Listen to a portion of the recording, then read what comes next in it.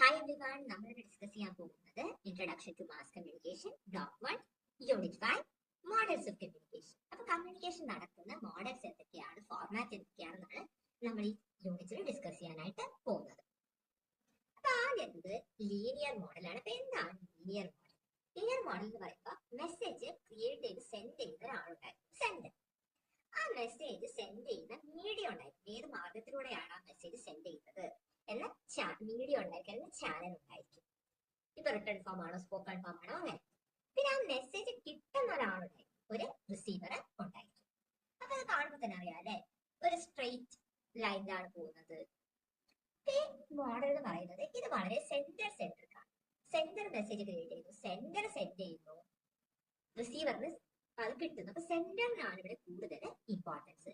അപ്പൊ ആ മെസ്സേജ് കിട്ടുന്നത് റിസീവറിനാണ്. റിസീവറിന് ആ മെസ്സേജ് മനസ്സിലായോ, ആ റിസീവറിന്റെ റെസ്പോൺസ് എന്താണ് എന്നതിനെ പറ്റിയൊന്നും ഇതിൽ പറയുന്നില്ല, മോഡലിൽ പറയുന്നില്ല. ഇപ്പൊ റിസീവർ സെന്ററിന് കൊടുക്കുന്ന ഫീഡ്ബാക്ക് എന്താണ്, കൊടുക്കുന്ന റെസ്പോൺസ് എന്താണ്, ആ മെസ്സേജ് എത്രത്തോളം മനസ്സിലായത് റിസീവർ എക്സ്പ്രസ് ചെയ്യുന്നുണ്ടോ എന്നുള്ളതിൽ ഒരു എംഫസിസ് ഇവിടെ കൊടുക്കുന്നില്ല. ഇത് വളരെ സിംപ്ലിസ്റ്റിക് ആയിട്ടുള്ളൊരു മോഡലാണ്, വളരെ സിമ്പിൾ ആയിട്ടൊരു മോഡലാണ്.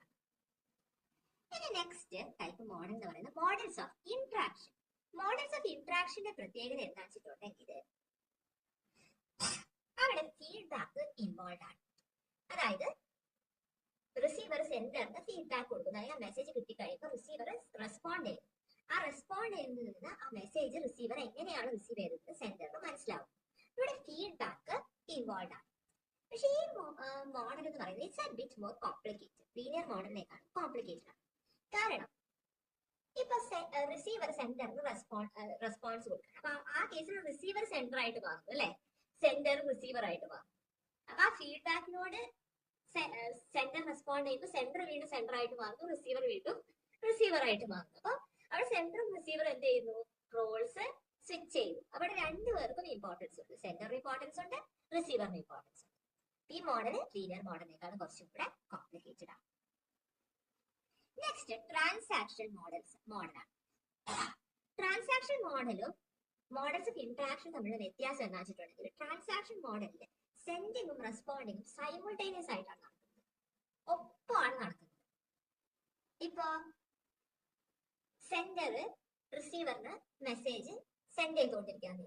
ആ സെൻഡ് ചെയ്തുകൊണ്ടിരിക്കുന്ന സമയത്ത് തന്നെ റിസീവർ ബോഡി ലാംഗ്വേജിലൂടെ അതിനോട് റെസ്പോണ്ട് ചെയ്യാം. അപ്പൊ ഒപ്പമാണ് കാര്യങ്ങൾ നടക്കുന്നത്. സെൻഡിങ്ങും റെസ്പോണ്ടിങ്ങും ഒപ്പം ആയിട്ടാണ് നടക്കുന്നത്. ഇപ്പൊ റിസീവറുടെ ബോഡി ലാംഗ്വേജ് സെന്ററിനോട് ദേഷ്യം കാണിക്കുന്ന രീതിയിലാണെന്ന് വിചാരിക്കുക. അപ്പൊ ഈ മെസ്സേജ് സെൻഡ് ചെയ്തുകൊണ്ടിരിക്കുമ്പോൾ തന്നെ സെൻഡർ അതിനോട് ബോഡി ലാംഗ്വേജിലൂടെ റെസ്പോണ്ട് ചെയ്യും. സെൻഡിങ്ങും റെസ്പോണ്ടിങ്ങും ആണ് എന്താണ് സൈമിൾട്ടേനിയസ് ആക്ടിവിറ്റീസ് ആയിട്ടാണ് നടക്കുന്നത്. ഇപ്പൊ മെസ്സേജിന്റെ മീനിങ് എന്ന് പറയുന്നത് ഈ കേസിൽ ഫിക്സഡ് അല്ല. അപ്പൊ അതിങ്ങനെ കമ്മ്യൂണിക്കേറ്റ് ചെയ്തുകൊണ്ടിരിക്കുമ്പോൾ ക്രിയേറ്റ് ചെയ്യപ്പെടുകയാണ് ചെയ്യുന്നത്. ഇപ്പൊ നേരത്തെ പറഞ്ഞ എക്സാമ്പിൾ എടുക്കുകയാണെങ്കിൽ സെൻഡറിന്റെ ബോഡി ലാംഗ്വേജിൽ നിന്ന് ഒരു മെസ്സേജ് ക്രിയേറ്റ് ചെയ്യപ്പെടുന്നു. അതായത് എന്ത്, I don't like what I hearing, അല്ലെങ്കിൽ I don't like the person who is talking to me. അപ്പൊ അത് ആ ഒരു ബോഡി ലാംഗ്വേജിൽ നിന്ന് ക്രിയേറ്റ് ചെയ്യപ്പെടുന്ന മെസ്സേജ് സെന്ററിലേക്ക് എത്തുമ്പോൾ സെന്ററും അതിനോട് റെസ്പോണ്ട് ചെയ്യുന്നതാണ് വേറെ മീനിങ് ക്രിയേറ്റ് ചെയ്യപ്പെടുന്നത്. അതായത് the person who is listening to me doesn't like me. അപ്പൊ ഇത്ര സീരിയസ്നെസ് കൊടുത്താൽ മതി. അപ്പൊ ആ ഒരു മീനിങ് സെന്ററിന്റെ മൈൻഡിൽ ക്രിയേറ്റ് ചെയ്യപ്പെടും. അപ്പൊ കമ്മ്യൂണിക്കേഷൻ നടക്കുന്നതിനൊപ്പമാണ് സെന്ററും റിസീവറും കൂടെ മെസ്സേജിന്റെ മീനിങ് ഡിറ്റർമിൻ ചെയ്യുന്നത്.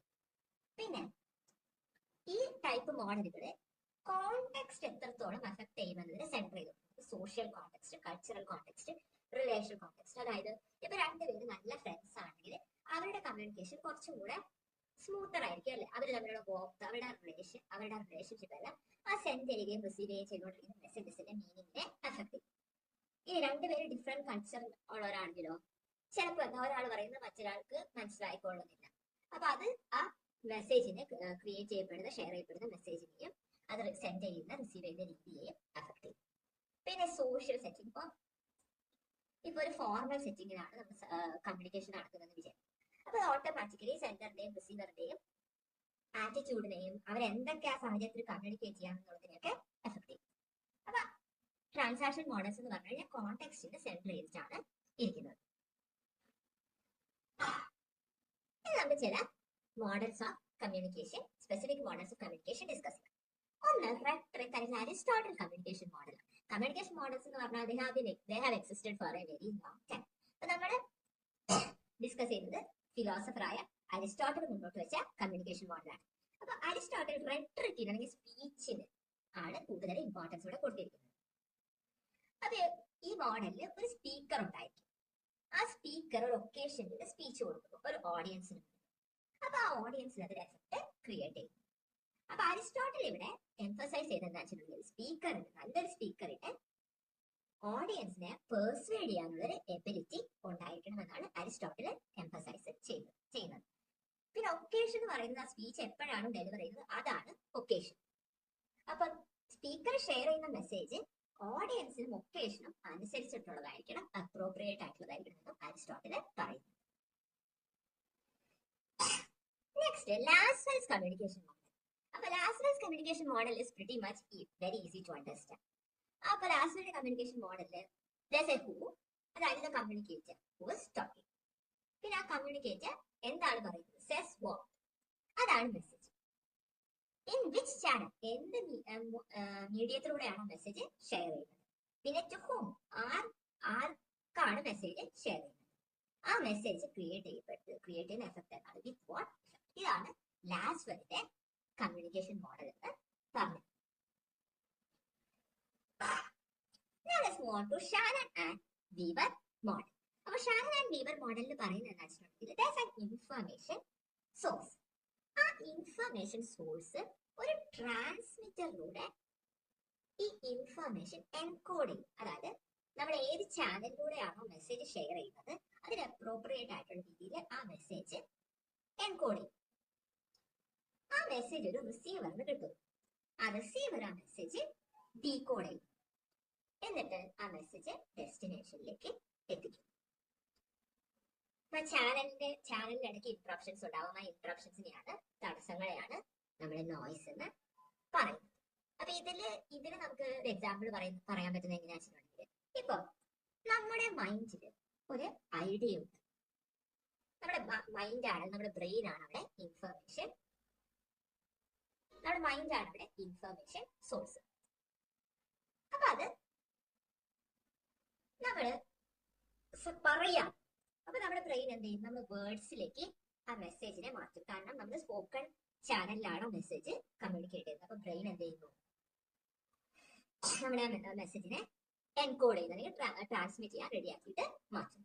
അത് ചാനലിലേക്ക് പോവാണ്. ആ ചാനലിലൂടെ അത് പോയി കഴിയുമ്പോൾ അതൊരു റിസീവറിന് കിട്ടുന്നത്. അതായത് ഇപ്പൊ അത് കേൾക്കുന്ന ഒരാളുടെ ഇയേഴ്സിന് അത് കിട്ടുന്നു. അപ്പൊ ആ കേൾക്കുന്ന ആളുടെ ബ്രെയിൻ അത് എന്ത് ചെയ്യുന്നു, അത് ഡീകോഡ് ചെയ്യും. ആ മെസ്സേജ് അയാൾക്ക് മനസ്സിലാക്കി കൊടുക്കും. അപ്പൊ അത് എത്തേണ്ട ആളിലേക്ക് ആ മെസ്സേജ് കറക്റ്റ് ആയിട്ട് എത്തും. അയാൾക്ക് ആ മെസ്സേജ് മനസ്സിലാവും. ഇങ്ങനെ നമുക്ക് അതിന്റെ എക്സാമ്പിള് പറയാനായിട്ട് പറ്റും. നെക്സ്റ്റ്, നമ്മൾ മുൻപുള്ള യൂണിറ്റുകളിൽ ഡിസ്കസ് ചെയ്തിട്ടുള്ള ഒരു കാര്യമാണ് ബെർലോസ് മോഡൽ. അപ്പൊ ബെർലോസ് മോഡലില് മെസ്സേജ് ക്രിയേറ്റ് ചെയ്യുന്ന ഒരു സോഴ്സ് ഉണ്ടായിരുന്നു. അപ്പൊ സോഴ്സിന്റെ കമ്മ്യൂണിക്കേഷൻ സ്കിൽസ്, സോഴ്സിന്റെ സബ്ജക്റ്റിലുള്ള അറിവ്, സോഴ്സ് എക്സിസ്റ്റ് ചെയ്യുന്ന സോഷ്യൽ സിസ്റ്റം, കൾച്ചർ, സോഴ്സിന്റെ ആറ്റിറ്റ്യൂഡ് എല്ലാം അവിടെ കമ്മ്യൂണിക്കേഷൻ വളരെ ഇമ്പോർട്ടന്റ് ആണ്. അപ്പൊ സോഴ്സ് മെസ്സേജ് ക്രിയേറ്റ് ചെയ്യുന്നു. അപ്പൊ മെസ്സേജിന്റെ സ്ട്രക്ചർ, മെസ്സേജിന്റെ കണ്ടന്റ്, ആ മെസ്സേജ് എങ്ങനെയാണ് പ്രസന്റ് ചെയ്യുന്നത്, ആ മെസ്സേജ് ഏത് രീതിയിലാണ് ഷെയർ ചെയ്യുന്നത്, ഇതെല്ലാം വളരെ ഇമ്പോർട്ടന്റ് ആണ്. പിന്നെ നെക്സ്റ്റ് വരുന്നത് ചാനലാണ്. എങ്ങനെയാണ് നമ്മൾ ആ മെസ്സേജ് കൺവേ ചെയ്യുന്നത്, seeing, hearing, touching, smelling, tasting ഒക്കെ ആവും. പിന്നെ റിസീവർ എന്ന് പറയുന്നത് ആ മെസ്സേജ് റിസീവ് ചെയ്യുന്ന ആളാണ്.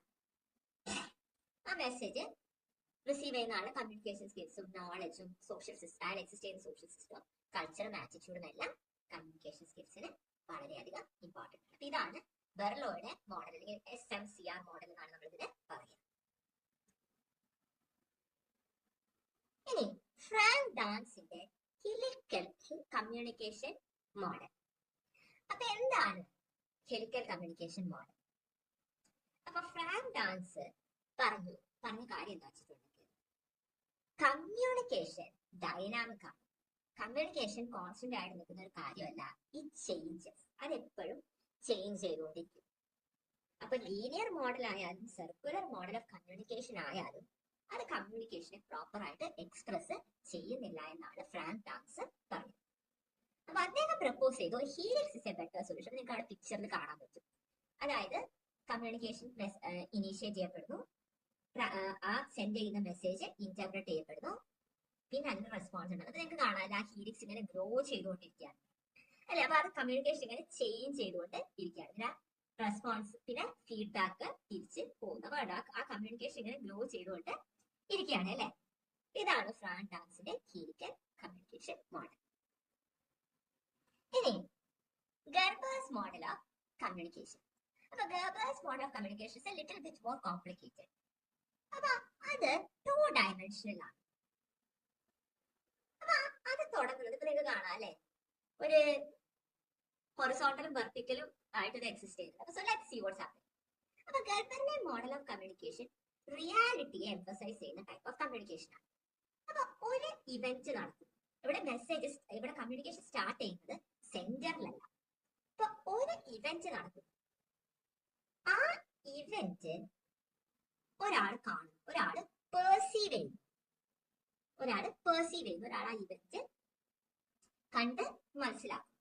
എന്നിട്ട് അയാൾ എന്ത് പറയണമെന്ന് അയാൾ അപ്പോഴത്തെ കോണ്ടെക്സ്റ്റും സാഹചര്യവും അനുസരിച്ച് സെലക്ട് ചെയ്യും. എന്നിട്ട് അയാൾക്ക് ആക്സസിബിൾ ആയ മാർഗത്തിലൂടെ ആ മെസ്സേജ് ക്രിയേറ്റ് ചെയ്യപ്പെടും, സെൻഡ് ചെയ്യപ്പെടും. അപ്പൊ മെസ്സേജിന് ഇവിടെ 2 ഭാഗമുണ്ട്, അതായത് ഫോമും ഉണ്ട് കണ്ടന്റും ഉണ്ട്. ഫോം എന്ന് പറയുന്നത് എങ്ങനെയാണ് ആ മെസ്സേജ് സ്ട്രക്ചർ ചെയ്തിരിക്കുന്നത്, അല്ലെങ്കിൽ എന്ത് മാർഗത്തിലൂടെയാണ് മെസ്സേജ് നമ്മൾ കൊടുക്കുന്നത്. പിന്നെ കണ്ടന്റ് എന്ന് പറയുന്നത് ആ മെസ്സേജിന്റെ കണ്ടന്റ് എന്താണെന്നുള്ളതാണ്. പിന്നെ ഈ മെസ്സേജ് വേറൊരാളിലേക്ക് എത്തുന്നു, ഈ ഇവന്റിനെ പറ്റിയുള്ള ഈ മെസ്സേജ് വേറൊരാളിലേക്ക് എത്തുന്നു. അയാളും ഇതേപോലെ തന്നെ അയാളും ഇതേപോലെ അയാളുടെ അപ്പോഴത്തെ കോണ്ടെക്സ്റ്റ്, അപ്പോഴത്തെ സാഹചര്യവും അപ്പൊ അവൈലബിൾ ആയ മാർഗങ്ങൾക്കും അനുസരിച്ചാണ് അയാളുടെ അവൈലബിലിറ്റിക്ക് അനുസരിച്ചാണ് അയാൾ ആ മെസ്സേജ് പെർസീവ് ചെയ്യുന്നത്. ഇപ്പൊ 2 ഡയമെൻഷൻസ് ഉണ്ട് ഈ മെത്തേഡ് ഓഫ് കമ്മ്യൂണിക്കേഷൻ. അപ്പൊ അവിടെ പെർസെപ്ച്വൽ ഡയമെൻഷൻ എന്ന് പറയുന്ന ഡയമെൻഷൻ, അവിടെ പെർസെപ്ഷൻ ആണ് പറഞ്ഞത്. ഇവന്റ് ഒരാൾ മനസ്സിലാക്കുന്നു, ഇവന്റ് സെൻഡർ മനസ്സിലാക്കും, അതുപോലെ മെസ്സേജ് റിസീവർ പെർസീവ് ചെയ്യും. പിന്നെ കമ്മ്യൂണിക്കേഷൻ നടക്കുന്നത്, കമ്മ്യൂണിക്കേഷൻ മീൻസ് ഓഫ് കൺട്രോൾ നടക്കുന്നതാണ് മറ്റേ ഡയമെൻഷനിൽ നടക്കുന്നത്. അപ്പൊ ഇതിന് ഗർബർ പറഞ്ഞ വളരെ ഫേമസ് ആയിട്ടുള്ളൊരു എക്സാമ്പിൾ ഉണ്ട്. ഇപ്പൊ ഒരു വീടിന് തീ പിടിച്ചു.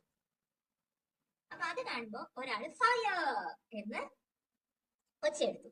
അപ്പൊ അവിടെ ആ തീ പിടിച്ചതാണ് ഇവന്റ്, അത് പെർസീവ് ചെയ്ത ആൾ എന്ത് ചെയ്യുന്നു, മെസ്സേജ് ക്രിയേറ്റ് ചെയ്യുന്നു, ഫയർ എന്ന് പറഞ്ഞിട്ട് മെസ്സേജ് ക്രിയേറ്റ് ചെയ്യുന്നു. അപ്പൊ ഇത് റിയാലിറ്റിയുമായിട്ട് വളരെ സ്ട്രോങ് കണക്ഷൻ ഉള്ള ഒരു തരം മോഡലാണ് ഗർബറിന്റെ മോഡൽ എന്ന് പറയുന്നത്. Next Westley and MacLean model of communication. അപ്പൊ Westley and MacLean model of communication എന്ന് പറയുമ്പോൾ അത് കമ്മ്യൂണിക്കേഷൻ സ്റ്റാർട്ട് ചെയ്യുന്നത് അവിടെ എൻവയോൺമെന്റൽ ഫാക്ടേഴ്സിനെ ബേസ് ചെയ്തിട്ടാണ്. അപ്പൊ സെന്ററിന് മീതെ എൻവയോൺമെന്റൽ ഫാക്ടേഴ്സിന് ഇൻഫ്ലുവൻസ് ഉണ്ടാവുന്ന എൻവയോൺമെന്റൽ ഫാക്ടേഴ്സിനെ സെന്റർ എക്സ്പീരിയൻസ് ചെയ്യുന്നു. എന്നിട്ട് ആ സെന്റർ ക്രിയേറ്റ് ചെയ്യുന്ന മെസ്സേജ് ഒരു ഗേറ്റ് കീപ്പറിലേക്ക് എത്തും. അപ്പൊ ആ ഗേറ്റ് കീപ്പർ ആ മെസ്സേജ് എഡിറ്റ് ചെയ്യും. ഗേറ്റ് കീപ്പർ എന്ന് പറയുമ്പോൾ ടേമിൽ നിന്ന് തന്നെ ക്ലിയർ ആണ് ഗേറ്റ് കീപ്പർ എന്ത് ചെയ്യുന്നത്. ഗേറ്റ് കീപ്പർ ആ മെസ്സേജ്